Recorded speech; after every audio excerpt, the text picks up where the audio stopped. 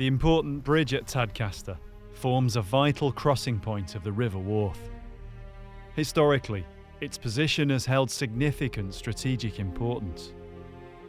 This means the town has been no stranger to war over the centuries, particularly in the medieval period. Tim had to consider a number of possibilities to support the idea that the skeleton might have been the result of conflict. In the early 14th century, the Scottish leader William Wallace led attacks into England, and many were killed during his raids on the York area. It's not commonly known that the Scots travelled this far south and succeeded in creating a lot of damage, but they did. They moved further south than this, and there were conflicts in and around, this area, and it's known that there was a conflict when the Scots invaded in the early 1300s down here. But the most significant military event in the Tadcaster area for hundreds of years dated to the 15th century, more than 150 years after Wallace.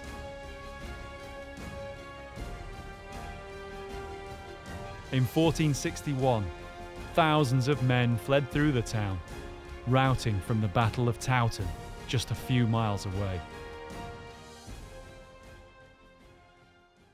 One of the reasons we thought there may have been a cemetery here is the extension of the cemetery needed when, in 1461, after the Battle of Towton, there was a significant route between Towton through Tadcaster on the way to York, which is on the same route. And what happened is that significant numbers of people were caught because the bridge had been broken by the Lancastrians in order to stop the Yorkists invading York. And so what happened is there's a lot of people who were killed in and around Tadcaster at the time. We know this from the documentary evidence. And we thought, well, potentially this could be a cemetery associated with the dead people that were caught up in the Wars of the Roses. And of course, by dating the skeleton to potentially the mid-1400s, it might have been the case that that was what has happened. Ascertaining why the skeleton was buried here was not going to be simple.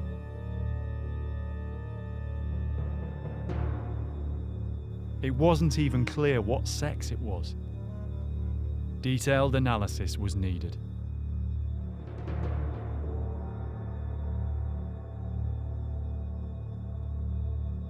Marlin Holst was asked to carry out the osteological analysis of the Tadcaster skeleton.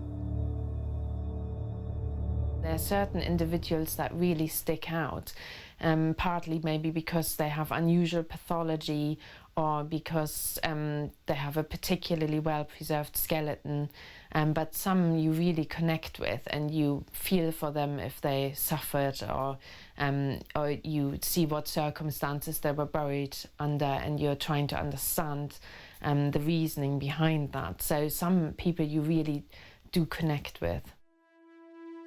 The bones were strong and solid, showing signs of a relatively long life of hard work. What's more, the bones appeared to be those of a woman. This meant the skeleton couldn't be that of a soldier. But could the victim still have been in the grave as a result of conflict? A clue on the skeleton at first caused Tim to speculate the woman might have died through being caught up in a battle, or its aftermath. One of the marks on the skull, as Simon had found, seemed to indicate trauma and injury. We initially thought there was some head trauma. It looked like a blade wound on parts of the skull. And so we got really excited and thinking, this is it. It is a result of head trauma during conflict or whatever. Subsequently, had the skeleton analysed and it looked like it was done by a spade. And of course, these skeletons are just below the surface. So of course, obviously with a little bit of overactive digging, you could cause some damage to the skeletal material. The radiocarbon result finally puts paid to the idea of a conflict-related cause of death. The skeleton was from the mid-1300s. This put it too late to be as a result of Wallace, and too early for Towton. One by one, the options were being eliminated. So of course that's another thing we can just wipe away and say, fair enough, now we've managed to cancel that. So it's like we know that they're not Roman, we know they're not Anglo-Saxon, we know they're not from the 15th century, the Wars of the Roses, we know they're not Civil War soldiers that were fighting in and around the settlement here and the castle itself. And so we managed to squeeze it down to a very narrow period of time. Tim was forced to think again.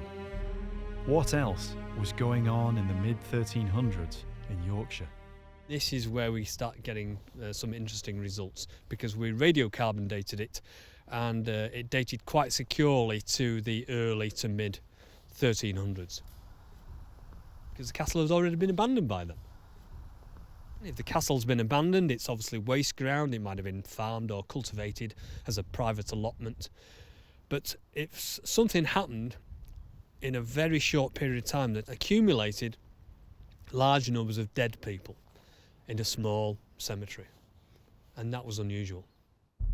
Rushed burials, particularly of more than one body, could suggest a cause of death that in some ways was even more terrifying than battle. One of the things that immediately strikes you is that the whole of Europe was decimated by the Black Death, by the plague. Between a third and half the population potentially died, of Europe died. A significant number of people died in and around Tadcaster. And that means that the cemeteries would have been full. Within a few months or a year or so, the cemeteries would have been full because there's just nowhere else to put them. There could be potentially hundreds of people dying in a very short period of time in and around Tadcaster. And the surrounding district, because remember, this is a parish church. And so, of course, it attracted a lot of people from in and around Tadcaster, significantly distant from Tadcaster itself. And so they would have been drawn here to be buried after their life had ended.